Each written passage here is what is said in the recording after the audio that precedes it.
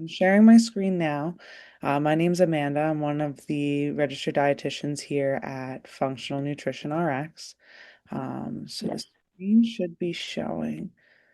Beautiful. Okay, so for today's presentation, we're titling it Calm Through the Chaos, Nourishing Habits for the Holidays. So today's Mhm. presentation, the reason why we wanted to present this, we do this annually, is of course, individuals tend to report, according to the Orlando Health 2024 National Survey, that about 39% of Americans tend to admittingly worry about the holidays, the occasional splurging, and where that affects their health or their well-being.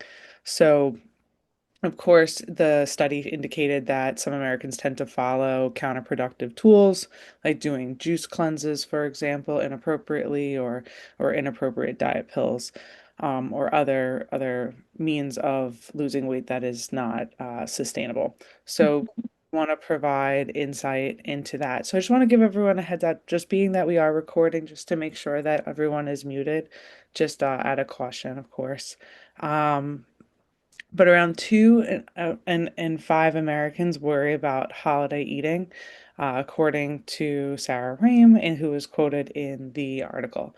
So that's part of what bases today's presentation is we want to make sure we cover all the bases so that everyone feels comfortable and starts the holiday season off now on a good foot. Because now the second half of December tends to be where things like really pick up. So typical food-based holiday events. So we've got New Year's Eve, New Year's Day, right? Super Bowl coming up in February, Easter, Memorial Day, the 4th of July, etc., right? So there's about 27 days of the year where there is some kind of a typical holiday, right? Where there's going to be some kind of a social splurge. So when you think of December, right, you think of the holidays that you have for that month, and note that there's 21 meals in a week, right?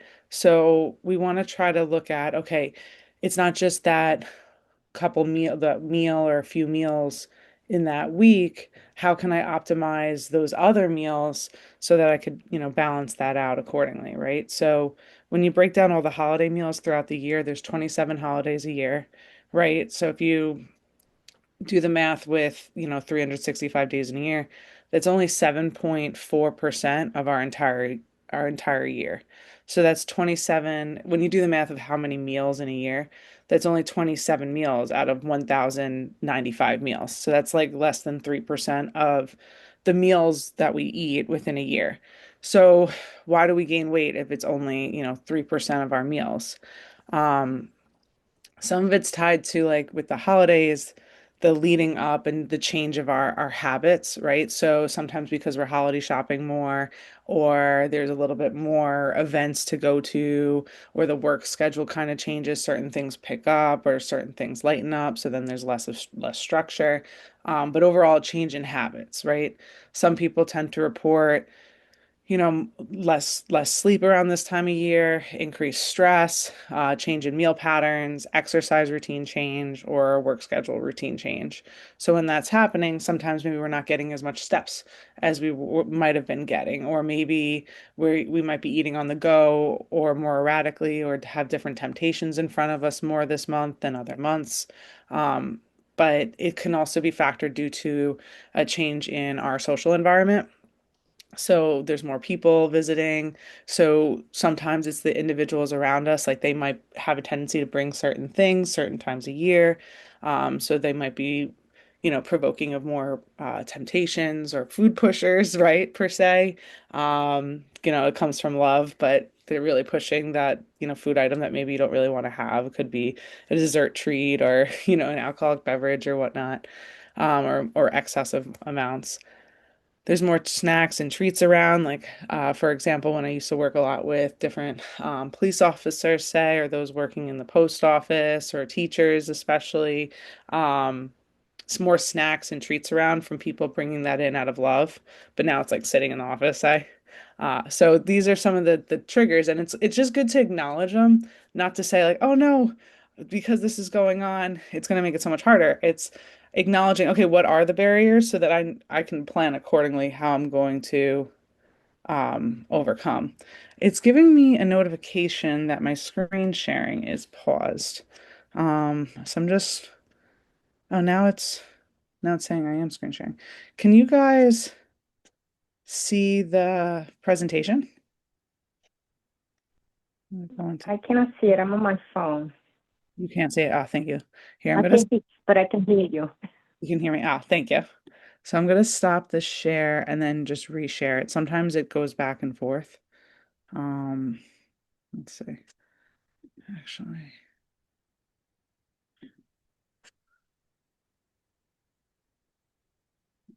beautiful. Okay. That should work. Okay. Can you guys see my presentation now? I don't see yours. Oh no. Oh yeah, now just pause it again. Why does it keep doing that? I'm gonna do share desktop. See if that method works.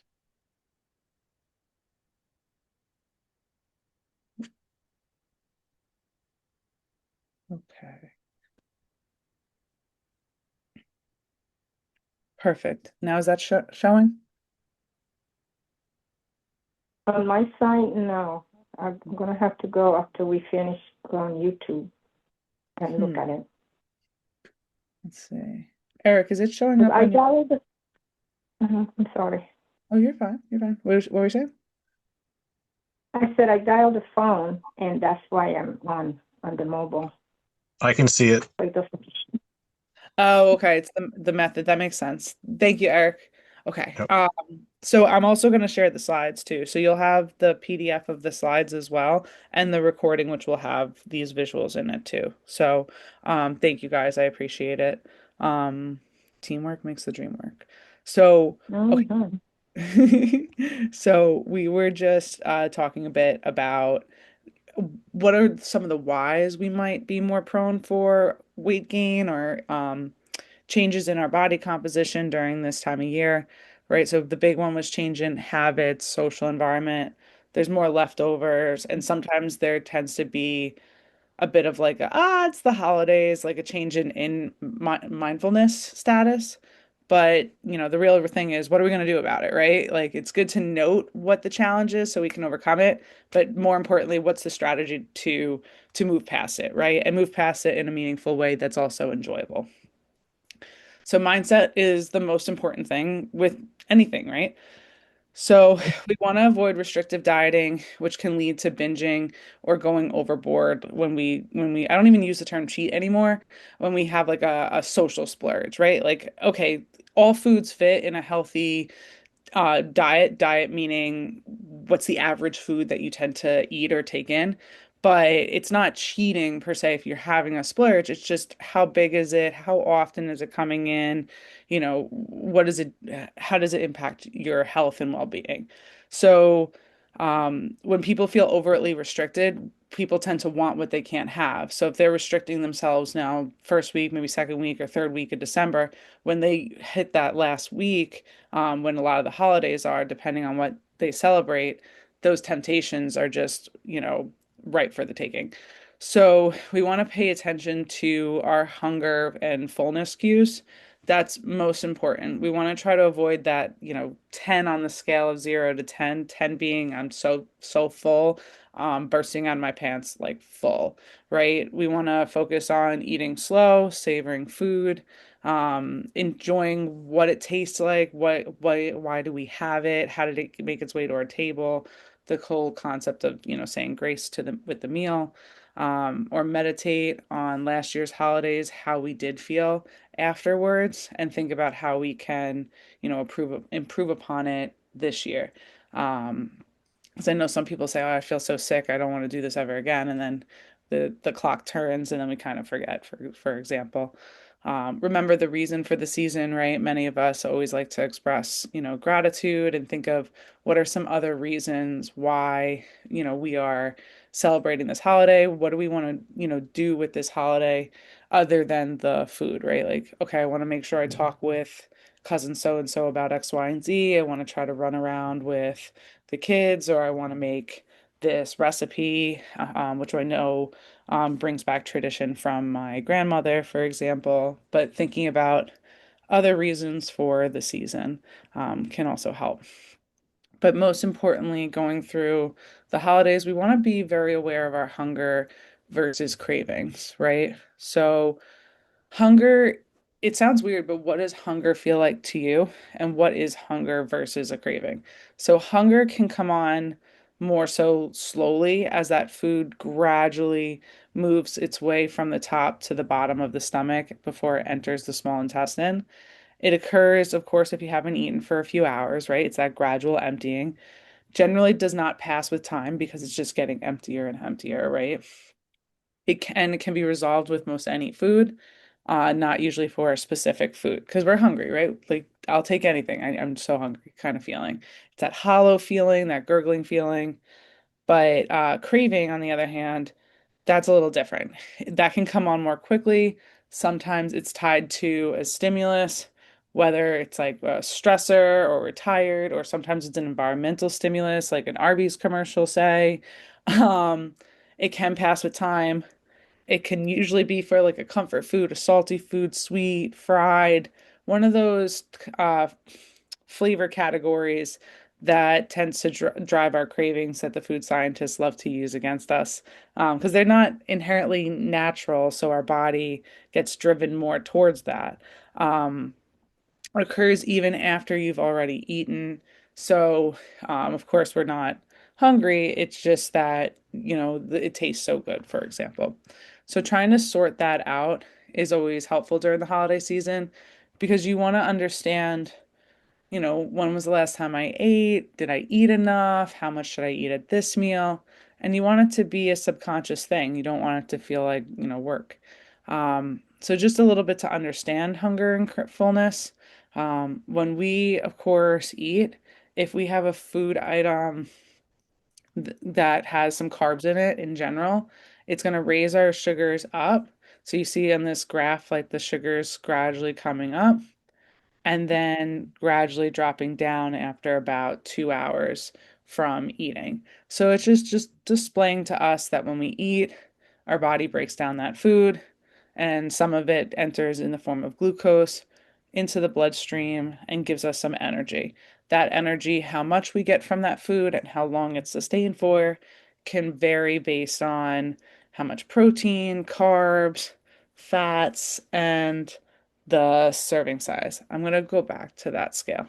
So, when you're thinking about the holiday season, sometimes people have a tendency to eat too much simple carbs and then accidentally overportion. That happens from time to time, or lack in fiber or complete pairing to help them feel this, fullness sensation and to help manage like a craving per se. So you want to think of your carbs as this, spectrum. On the left, you have, fruits, vegetables, beans, and like other complex carbs, like oatmeal or quinoa, for example. All these carbs, they have fiber. If I go across to the other end of the spectrum, the fiber is reducing gradually, where the foods on the very end of the spectrum, they're your what you call your simple carbs. So the carbs with fiber on the left side, complex carbs, the carbs without fiber on the right-hand side are simple carbs. Those simple carbs, they tend to release a lot of sugar into the bloodstream, tend to be overprocessed. In the image, I'm using like a soda as an example, or like saltines or white bread. So when we talk about hunger and fullness and sustained fullness, right? This is important when it comes to how we time our meals and how much we eat over the holidays. So on the left-hand side, that y-axis, we have blood sugar, and on the right-hand side, we have time on that x-axis. So when you eat a simpler carb, it's that red line right there that has the word apple juice written next to it. That sugar is going to break down really, really quick in the acids in the stomach, spike our sugars high for what's high for us because it's just going to dump right into that bloodstream and crash us back down really, really quick. So it leads to this, I just ate, and I just had maybe too much of a portion of this food because nothing really kind of slowed it down. There's no fiber, protein, or fat. And now I'm hungry, an hour or so later, and I'm not going to have dinner for, a few more hours. So what we want to do is take those types of carbs like the apple juice or the white bread, for example, and swap them for apple juice to an apple. So now we're adding fiber in, or white bread to whole grain bread, or beans, or brown rice, or quinoa, or starchy vegetable, for example. So now we're adding fiber. That fiber takes a little bit more time for the stomach to break down. It takes more time for us to chew that fiber. So we literally take more time to eat that. So it slows down the portioning, um, slows down, and then can help limit the portioning, is what I meant to say. So now that sugar is moving much more slowly into the bloodstream, so you see that blue line where the word apple is written right next to it. You do see that sugar picks up a little bit and for a more sustained amount of time, but still not the complete length of the graph. So the fiber helps for sure, but what's more complex than fiber is protein and fat. So from a molecular structure, there's a lot more bonds and a lot more molecules, so that when the acid in the stomach has to break them down, the protein and the fiber, the protein and the fat into smaller molecules, it takes more time. It's just a bigger piece. So because it takes more time, it's going to move more slowly, the food, through the GI tract, and that sugar is going to more slowly enter the bloodstream. So you could see in the image here, the green line, it's sustained over a much longer period of time. The sugar isn't spiking very high, and the person is likely to feel more full over a period of time and more sustained. Why does this matter? So I went into this whole thing to start to talk about like meal timing and the concept of saving up calories for the holiday or just in general, right? If we're going out to eat or we're planning to have a cookie making celebration that night or just in general, right? Saving up calories and why we want to really spread our meals out throughout the day. So a common mistake is people will, before, a day where they're going to have a social splurge for dinner, they might have something light for breakfast, like three egg whites. Sorry, three eggs is it's a it's still light, but it's a good amount of dietary fat. So three egg whites. Uh, they might do a high intensity workout or try to do some kind of intense exercise, which really requires more calories. They might skip lunch and just have like a low calorie yogurt, like a snack around 11, of course, which is max about 100 calories, right? So with the egg whites and then the yogurt, they're at probably about 150 calories at max by lunch. And then say it's the day of the holiday, say it's, Christmas Day maybe. We're reflecting back on Thanksgiving. Maybe guests arrive at like 3 p.m. They're hungry, right?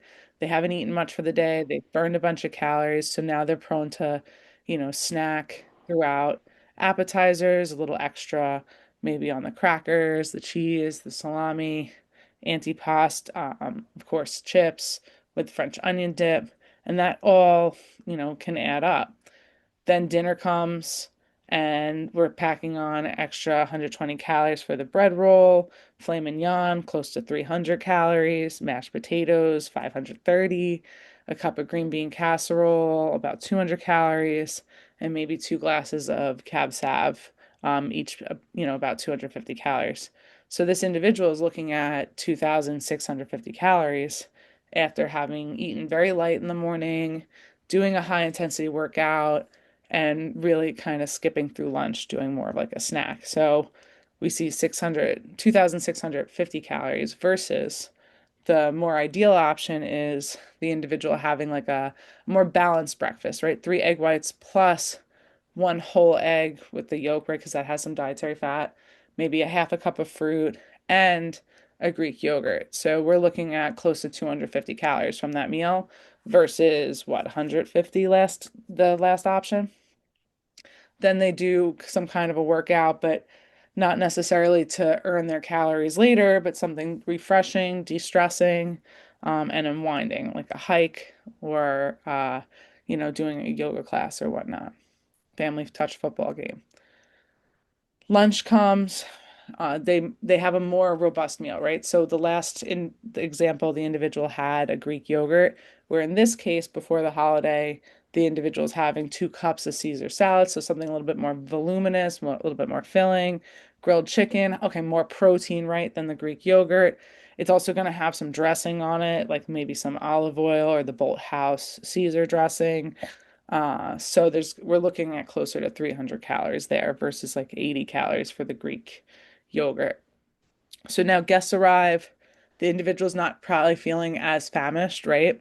So you notice we ended up having half of the appetizers that we had in the original example. So going into dinner, the person's also feeling a little bit more satiated because they had a little bit more calories earlier in the day. So maybe they skipped on the bread roll. They just said, I just don't really want it. I can have it, I just don't want it.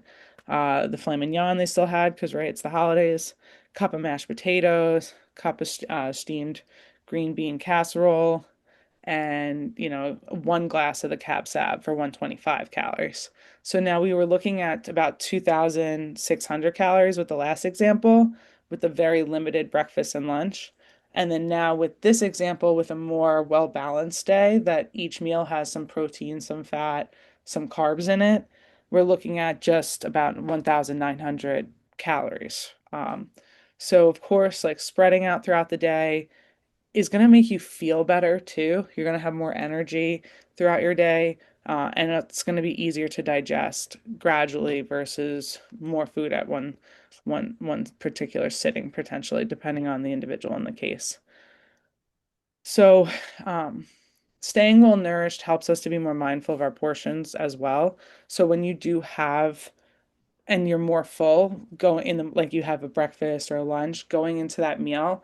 Part of why I was going over the blood sugars is you're not seeing your blood sugars super, super low, where you're physiologically now asking your body, please, like feed me, I'm so hungry. You're balancing those sugars more into little hills and valleys versus mountain tops and crashes. So it's easier to navigate cravings when you're not also physiologically hungry and also psychologically stressed. Now we're feeling less stress and physiologically we're pretty satisfied. Um, if you're afraid of doing that though, even um, if you're still nervous of going overboard, like some people will restrict calories in the morning because they're nervous of going overboard. That's something that is really worth highlighting and maybe working one-on-one with a registered dietitian just for a session or two, or it depends on the individual, but just to discuss that because that feeling of loss of control around food is something worth highlighting, and something to work on so that we have that better relationship with food and it takes more stress off of our plate. So tips to avoid the holiday hiccups. We want to check out all of the options first. So say someone is having like a buffet. I call it doing a lap, right? Do a lap, survey the situation. A lot of times too, if you're at like a catering hall, they'll put like the best cut of meat at the very end because you've already now grabbed the chicken or the cod or the flounder or whatnot, but they saved like the carving station for the very end when your plate's already full. So that's just fun to note. But really, you do a lap because you want to see what's the worth it splurge. Like, okay, I don't want to grab the penne alla vodka if I know that there's gonna be, something else that I like better later on down the line. So I'm not, grabbing 2 pastas, right? You want to survey the vegetables, try to make half your plate those vegetables. And of course, if you look at the carving station and you really don't want to have the red meat, the lower calorie option, like say they have a really good, cut of fish, like maybe a halibut or something. Halibut. Oh my gosh, halibut. Sorry, my mouth's a little dry, guys. Let me take a sip of tea.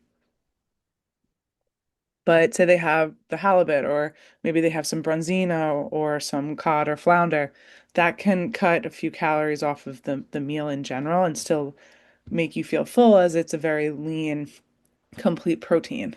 So doing a lap helps you to, survey how you want to make your plate, prevent adding extra portions on of things that you're not really going to want. If you're hosting, try to serve the vegetable first. So similar to some restaurants, like put the salad or like a veggie minestrone soup first. That helps to gradually help people feel full when you're spreading out the time eating, so that vagus nerve can get some time to tell the brain like, "Hey, I'm full." And of course, vegetables are a volume food, takes up a lot of space in the stomach, take more time to chew. When it comes to the appetizers, I feel like that can be a tricky situation for many because they're just like out. It's an unstructured eating period, meaning like we're not just sitting at the table, everyone's kind of mingling. And it's not, all on one plate at once with a fork and a knife, easy to stay mindful. So we want to try to avoid that like off the napkin feeling, right? Try to grab one of those little plates if they have, and maybe, try to consume what you can with a fork or a knife. Try to really only eat off your feet. So avoid, my family tends to get set up all around the island. So if I'm sitting or standing like on the island, I'm more likely to pick and graze more versus if I'm set back a little bit more from outside, running around or whatnot. So just be aware of your environment and your space. Try to also set a limit, right? Like I'm only gonna grab I'm gonna a lot. I'm looking forward to having, two pieces of the cheese, for example. So set a number, and try to stick to it. Offer to bring something, of course, is always a great idea because then you can ensure that you have a healthier option. BYOHO, bring your own healthy option. Like it's a guaranteed dish that maybe has vegetables, right? So maybe you know that you're making the salad or a green bean casserole or broccoli casserole or, carrots with like some kind of like a seasoning, for example. Baking versus frying. Of course, take those takes with different meals, especially when applying to different meats. Using, less butter can always help, depending on if you're using butter, mayo, sour cream. Try to go for the different swaps if you can, if you're not already. And check out like healthified recipes if interested. Like there's all different sites out there, like Real Food Dietitians, uh, Fit Foodie Finds is another one. What's it called? Cooking with Rachel. There's a lot of great sites, and we're also going to give a recipe book to you guys, like a packet attached to the email that has some good swaps in it as well. But if you're looking for a very specific swap, those are just some resources just to be aware of. Some more holiday hiccups that people sometimes run into accidentally is maybe buying too much, right? So maybe there's like a pie per person, or no, I'm kidding. Or someone buys like a sheet cake for four people, for example. I've been there because of my family. That's why I'm laughing. So we don't need to, drag it out, if that makes any sense. Like some people will have the pie in their fridge I've no seen for like 2 weeks and they're trying to like chip away at it. Okay, if we can freeze some of it and, be able to portion it out over time, that's great, Some people do struggle with that. If you can get rid of it in a healthy setting, that's wonderful. I have a friend who had a bunch of leftover pies and she had her Friendsgiving. So she, cut a bunch of them into little slices and made it into like a platter with already like pre-sliced pie slices and was able to repurpose it that way. Bring it into work, depends on the situation. Or just throw it out, right? Some people would say, no, I have to eat it. But um, I I don't like wasting things, but sometimes it's worth it just to throw it out because it's we're not doing anybody any good by being the sacrificial one to eat the last half of the pie. Sometimes just throw it out. It's okay. Um, Use smaller plates or turn it into something, right? Like use bits of it like for oatmeal, right? Or like take the apples to put into oatmeal, for example. But repurpose or get rid of it or donate it, for example. But using smaller plates can also be a good way to avoid holiday hiccups, like using the 8.5-inch paper plates versus the 10 and 1/16 is a good idea. Better beverage choices. The alcohol is what really can add up calorically and sugar wise. So sometimes we'll say, try to pick a number and just really stick to it. Pick, 1 to 2, and I'm not going to go above 2. Or have water or seltzer in between, or do a mocktail, which is very trendy. We put a bunch of mocktails actually in the holiday recipe packet, and we're going to go into that a little bit more later in the presentation, just to give a heads up. But staying hydrated is also a great tool during the holidays because sometimes we get confused. Am I hungry? Am I tired? Am I thirsty? Why am I going towards this food? Sometimes we're just dehydrated. So, of course, remembering to drink enough water is always key. I try to drink a bottle of water before we tend to host most of the holidays, so um I'll tend to just drink a bottle of water with like the hour before everyone starts to come because it's just like a madhouse at first. Like get everyone in, say hi, get all the apps out and going. So just, it's good just to be aware. Know your environment, take it slow and savor the flavor. Like really, what does this taste like? What does it smell like? I'm so excited and so happy to be here with my family, etc. As much as we love our family, some of our family members are food pushers or food pressers, pressures. So these are just some fun phrases that if you do deal with food pushers, how to better navigate. So I come from like a old school Sicilian family, so like food is love, and if you don't eat so and so's dish, sometimes it's seen as insulting. No, I'm kidding.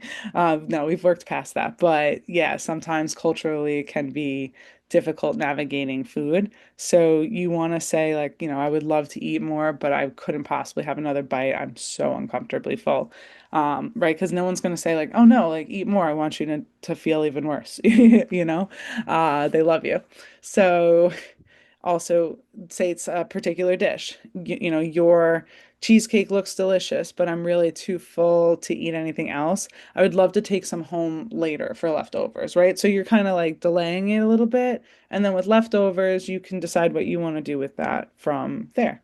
Or, wow, your dish looks amazing. I'm really too full to try it, but I'd love to get the recipe from you. Or, are you going to make it at Easter? I'm going to try to have it at Easter, or et cetera, et cetera. So these are just some good lines, but the biggest thing is standing firm in what your goals are.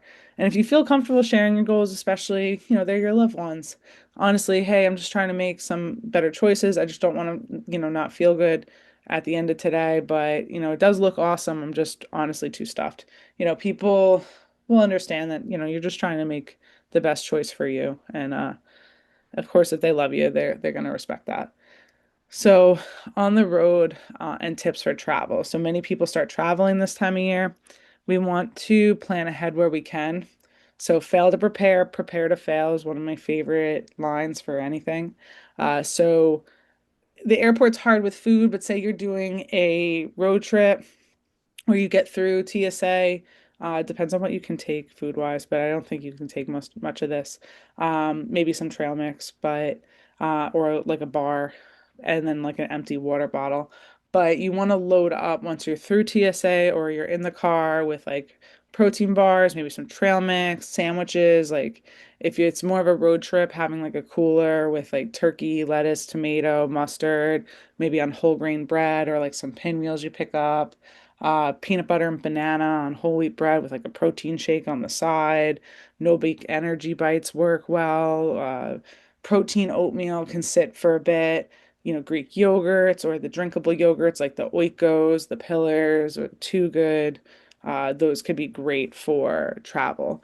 Of course, when you're on the road, you want to try to plan ahead for when you're going to eat.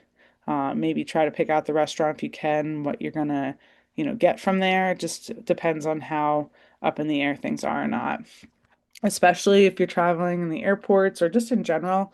Of course, very modern is to stop and grab a coffee, maybe from a Starbucks or a local deli here in New York.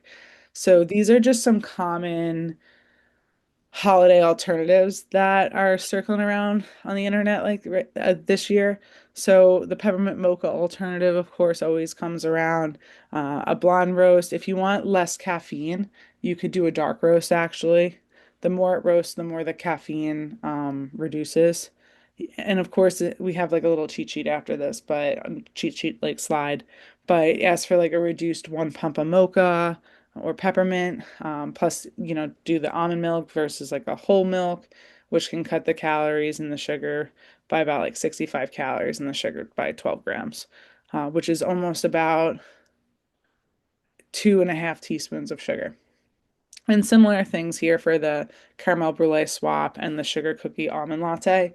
You guys are going to get these slides. So, overall, how to make coffee healthier.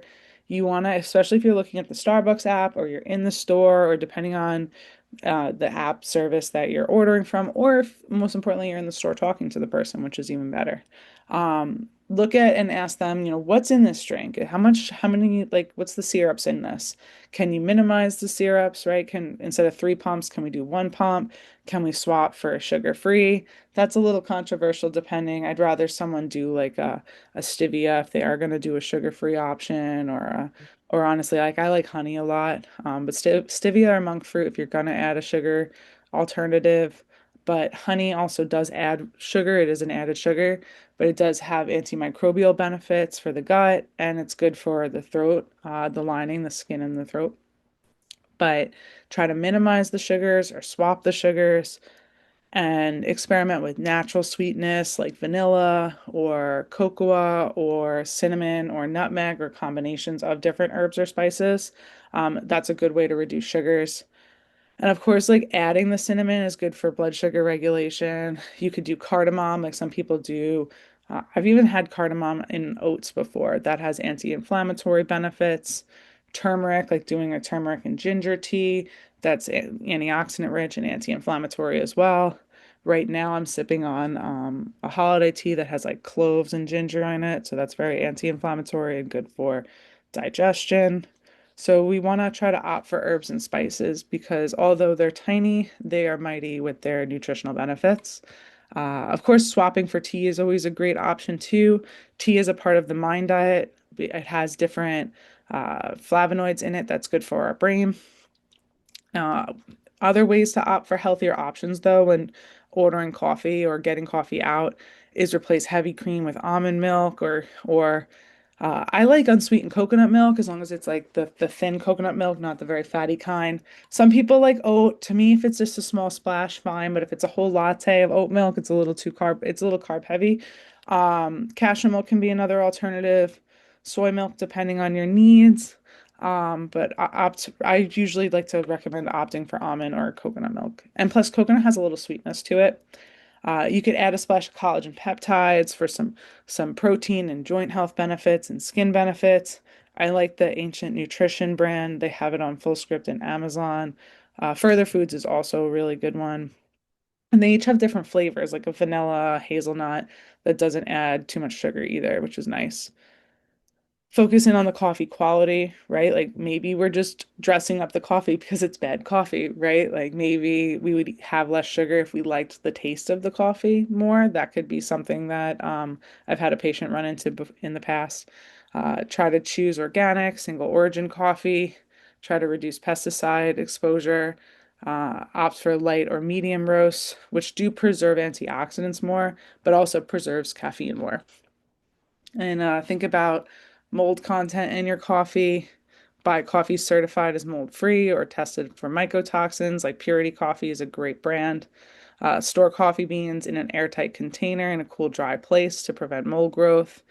Some people like to pre-grind their coffee beans. I have like a little handheld one. I was ambitious when I bought that. I barely use it because of that. I know it sounds ridiculous, but I feel like when you can grind up a bunch at once and just put it in a jar and have it capped, and then when that jar runs out, you just grind up a bunch. That I feel like is the most efficient way to do it, versus grinding it every cup, especially every morning.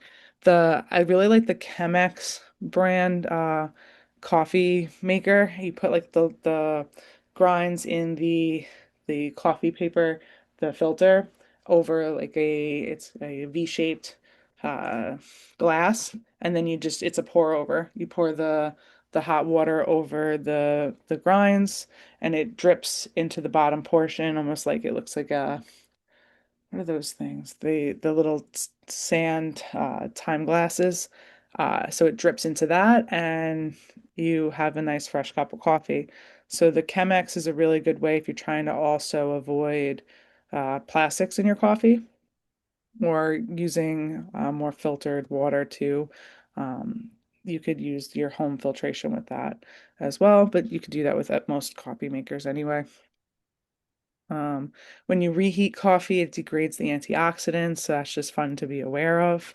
And consider, if you are caffeine sensitive, using ashwagandha, or the different, mushroom coffees. The OM brand I like because you can get ones that don't have caffeines. Just because it's a mushroom coffee doesn't mean it doesn't have caffeine in it. So just to be aware. Mocktails, right? New Year's is coming up, holidays. So the conversation on alcohol tends to be a little bit more prevalent this time of year. I have a few individuals that they'll say to me, it's not really the food, it's the alcohol. Like some individuals report like, some friends or family just being like, what do you mean? Have another drink. So the food pushing isn't always just the food, it could be the beverage pushing, too. So mocktails are becoming more and more prominent, right? So look for the mocktail menu definitely at the restaurant if you are going out. They provide sometimes a little bit more hydration. Similar to the coffee, though, you want to just make sure, is it fresh ingredients? Are you adding a lot of syrups or sweeteners to it? Do we, want to tweak it? Are they using fresh herbs? You could see that right on the menu description. Some places do adaptogen mocktails, which will give you different euphoric feelings, which is cool, but of course not inebriating. They can be lower in calorie compared to alcohol, but again, it depends on what they're using. And it's suitable. The mocktails can be more suitable in mixed company, which is nice. But when it comes to alcohol, I want to see if I put a slide. No, when it comes to alcohol, if you are going to engage, less is best, right? Like we said, break it up with, unsweetened tea, water, seltzer, etc. in between Diet Coke, and even though it's not the best at all, but break it up, break the alcohol up with non-alcoholic alternatives, or get a cocktail and then a mocktail. Um, but less is always going to be best. When you are consuming alcohol, it puts way more stress on the body. And now the body has to use nutrients that it was going to take in to do other cool things with to help, build structure for the body. And instead is going to use that to now cleanse the alcohol out. It does slow down the body fat loss process if you are looking to lose body fat. And also, the alcohol is a carcinogen.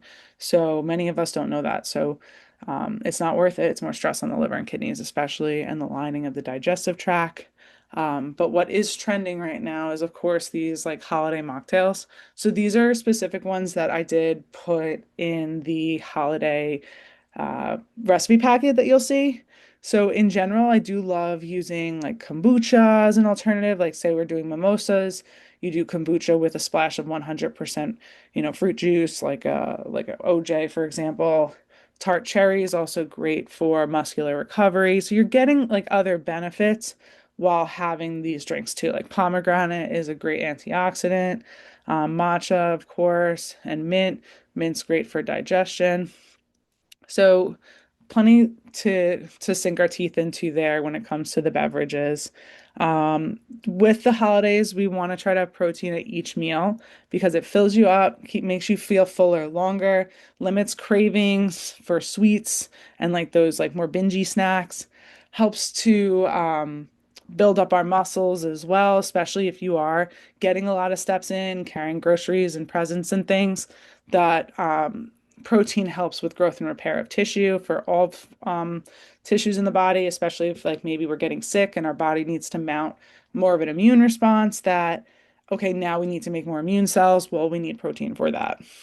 Um, Protein sources can include meats like chicken, turkey, beef, pork, lamb, fish, whitefish, salmon, or more fatty fish, tuna, fatty fish, shellfish, typically lean, eggs. But of course, dairy is protein. It can be fat depending, and it is carb. So that's like a mixture kind of a food, but dairy does have protein. So milk has about 7 grams of protein, yogurt, depending on the Greek yogurt, about 15. Cottage cheese, about 30 grams of protein for a cup. A slice of cheese is similar to like a slice of turkey or chicken that, 1 ounce is about 7 grams of protein. So just to be aware of how much is in everything, about 1 ounce of fish or 1 ounce of chicken or other meat is typically about 7 grams of protein. So 3 ounces is about 21 grams of protein. Vegetables are more limited, but you have higher protein plant-based foods like tofu, soy, beans, and nuts. See them as like your accoutrement. Like beans is really this is like a starch. So say you're having beans as like your starch, that 1/4 of your plate, like at a dinner, or you're doing beans and rice in your starch, you're getting like probably 7 to 10 grams of protein just from that. And then you have like your chicken on that other 1/4 of your plate, which is also giving you some protein. So it can also maximize the total amount of protein from the meal with those vegetable sides. Tofu is, of course, a good protein depending on your needs if you are vegan or vegetarian. Movement, absolutely important this time of year. I feel like that's what tends to suffer when I talk to patients is just getting time to keep up with their exercise regimen. Don't let yourself fall to the wayside, right? See if you can get together with loved ones, right? Like as a way of connecting. So, for example, hey, there's this really cool yoga class I've been looking to try. Do you want to do that together? And then maybe go get, a coffee and talk, right? Like that could be a great way to catch up with somebody in the month of December. Um, Taking even if it's a day you can't get a full workout in, but maybe getting in a walk after dinner or some calisthenics at home, maybe some push-ups. Doesn't have to be off the floor, could be off the side of something like a good strong like structure to add like an incline to help with range of motion. Mountain climbers, I said squats already, burpees depending on level of intensity, lunges depending on knees. If you have cardio equipment at home, I have like a little rower next to my couch that like I'll pull out if it's a day that, I didn't really have a lot of time to get active, so let's try to get some time in on the rower at least. If traveling, plan ahead for your workouts. Maybe, oh, I know I have, a free couple of mornings, would love to pop into a local yoga studio, or, oh, this park over there looks really beautiful and it's safe. I'd love to go for a run there. Or, oh, I'm going to catch up with Aunt Susie, going for a walk when we go to this place, but trying to keep movement mindful and add it into your plans if you can. Uh, some individuals, if they can break up the day with walks, that's great. Or maybe do squats if you're on a road trip. When you pull over, try to get some squats in if you can't get in a full walk just to help those muscles get blood flowing and look for resources.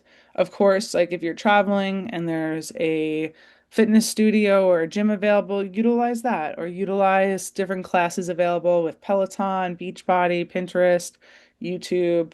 Really, it's of course better getting it from a personal trainer that knows you, but something is better than nothing.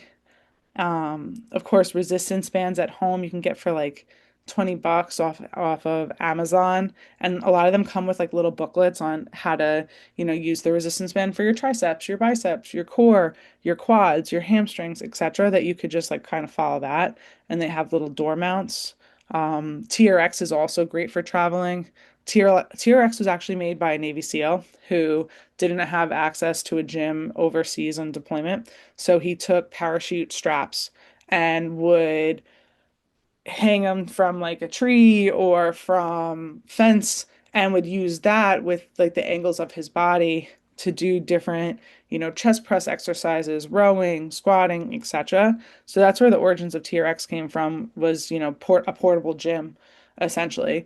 TRX has gotten a little pricey on Amazon. The knockoffs are actually pretty good too.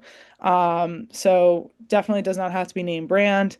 And they also have door mounts to make it flexible for at home or at a gym. So TRX is also great for travel and trying to just keep movement in the home without a lot of, equipment, right? I love those adjustable dumbbells at home because, you don't have to have like a whole huge rack.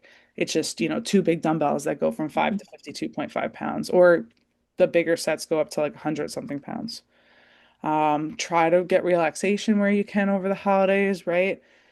Sometimes it can bring added stress. Try to stick to your typical sleep schedule as much as possible. We handle stress better when we're well slept. Take time for yourself, even if it's 5 minutes, and you got to step away from a situation, you're just feeling it pile on your chest or on your mind.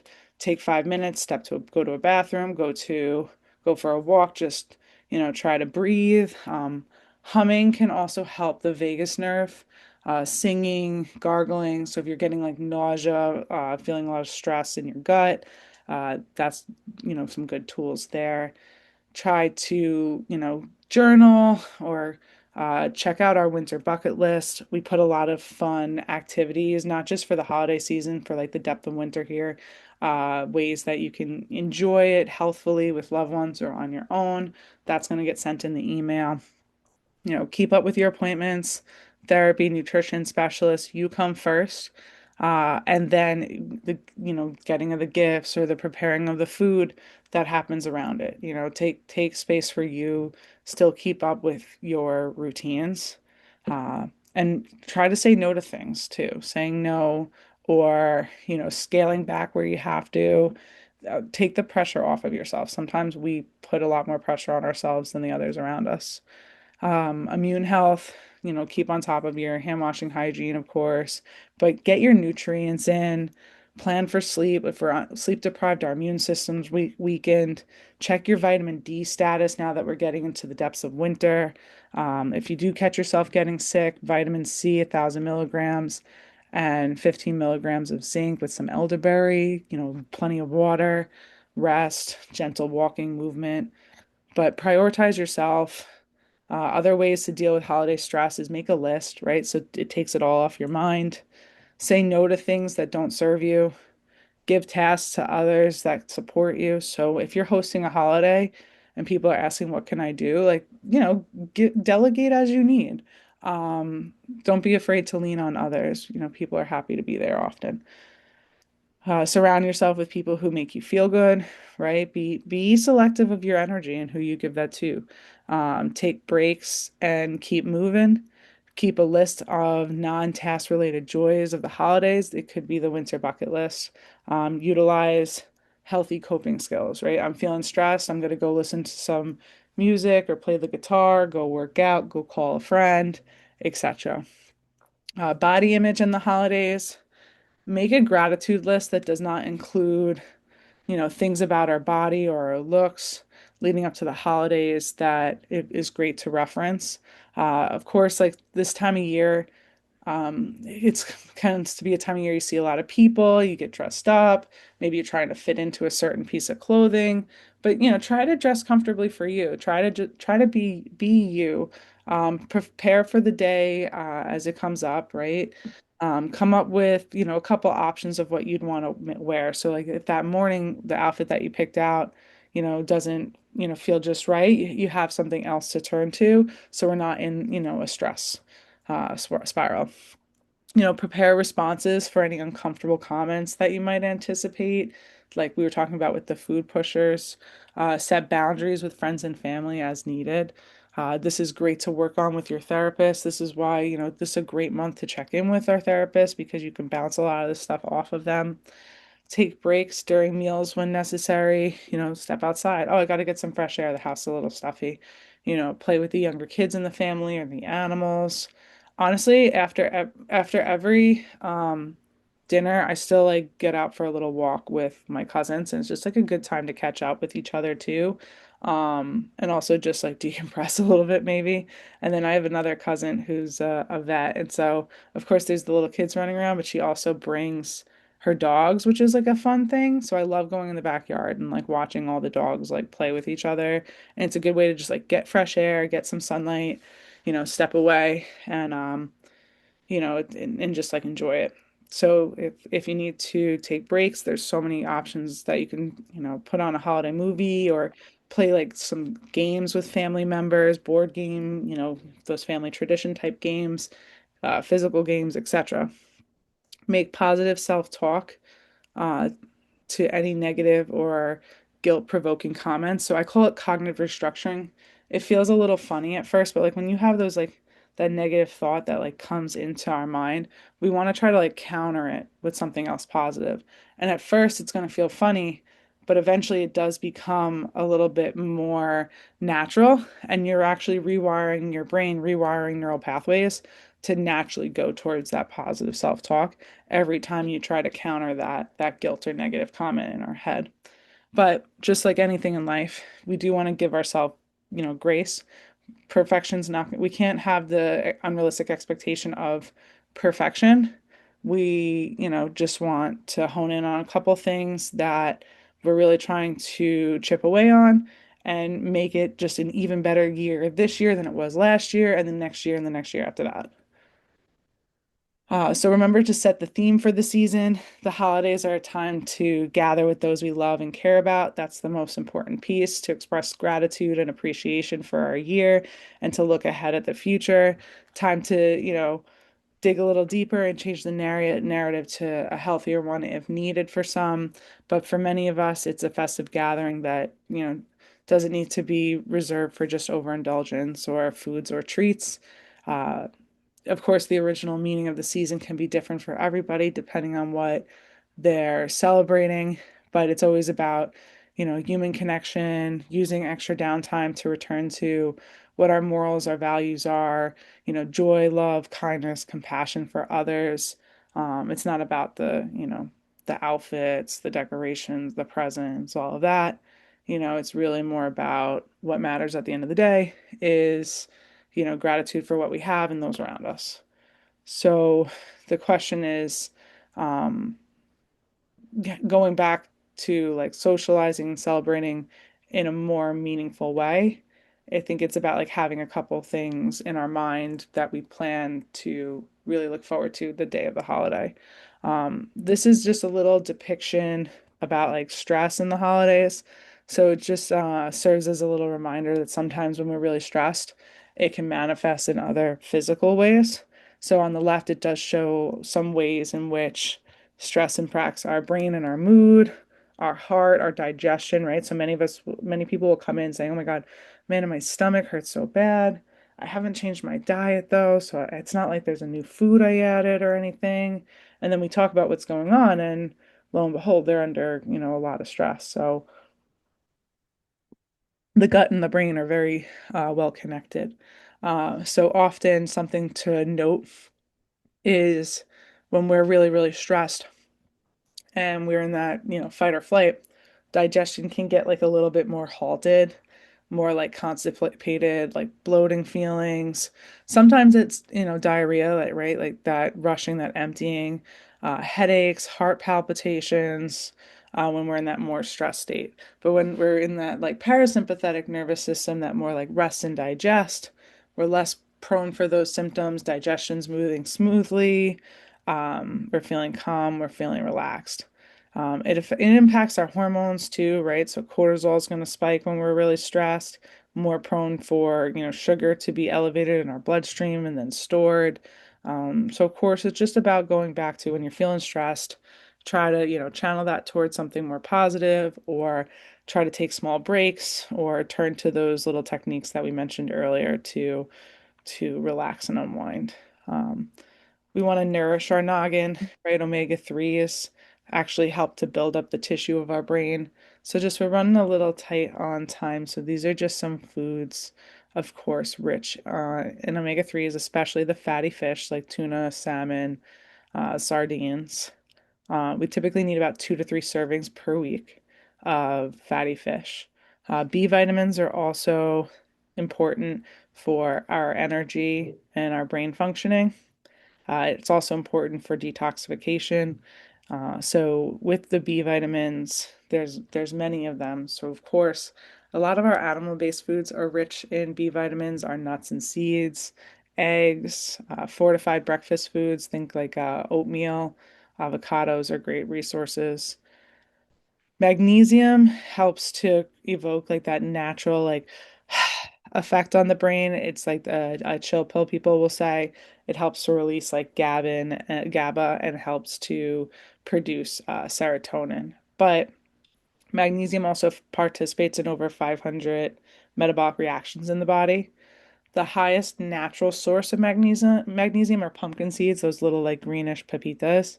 And then like chia seeds and spinach are also up there as high magnesium sources.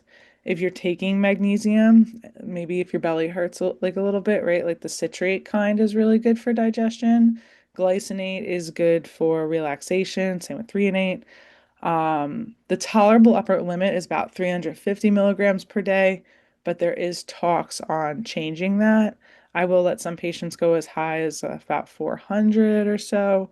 It's best to start low at like 200 and see your needs when working one-on-one with like a registered dietitian or a another clinician like your doctor. Zinc has been shown to be low levels of zinc has been shown to be linked with depressive symptoms, decreased immunity, irritability. So I love oysters. It's the highest natural source of zinc. It's a great protein-rich appetizer as well when you're going out to eat. So of course, pick your oysters before they go out of season in January anyway. Um, get what you can in now. Also, nuts and seeds will have zinc, spinach, meat and poultry will have it, beans. But 15 milligrams of zinc if you're starting to feel the onset of cold or flu-like symptoms, you can supplement it. Vitamin C, there's more vitamin C in a bell pepper than an orange, but an orange does have a lot of vitamin C. Cruciferous vegetables do too. Vitamin C is the highest antioxidant in the body. It can actually impact your blood pressure, your cortisol, serotonin, your skin, growth and repair of tissue, your immune system. So, of course, these are some nutrients that can be helpful during the holidays. But like we were going over, remember your why, right? In doing any of this, right? No one's gonna do this for us. We have to be, doing it. We got to do this for ourselves, although we do have a team. Reflect on your reasoning why you want to prioritize your health and your nutrition this month.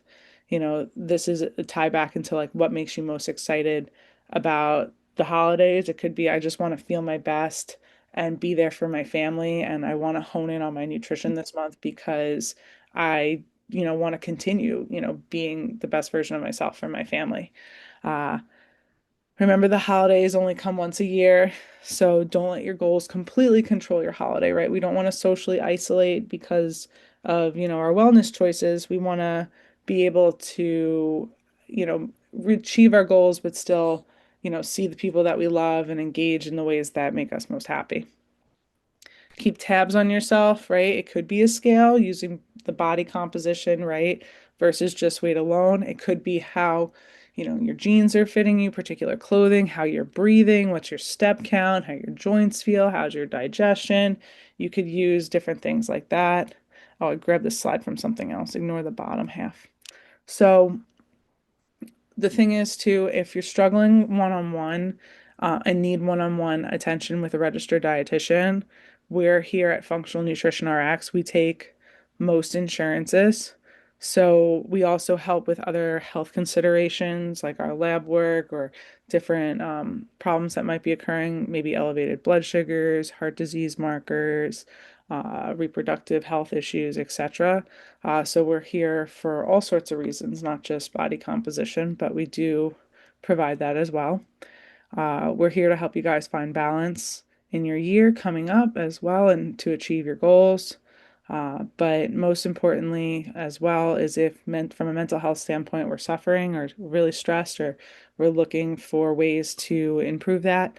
Francesca, who's helped us in the past with our Healthy Holidays, who helped with a few of these slides, she's also available at, of course, her contact information below on the slide. We often work alongside Francesca with our some of our nutrition patients as well. But I do want to say thank you to everybody for signing up for this presentation and for viewing it and for coming today. And I want to see if anybody has any questions.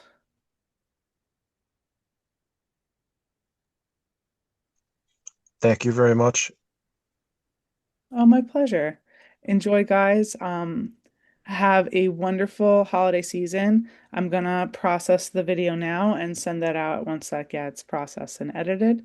But enjoy the rest of your weekend and have a very happy holiday season, guys. Merry Christmas. Thank you so much. Merry Christmas. Thank you. Bye.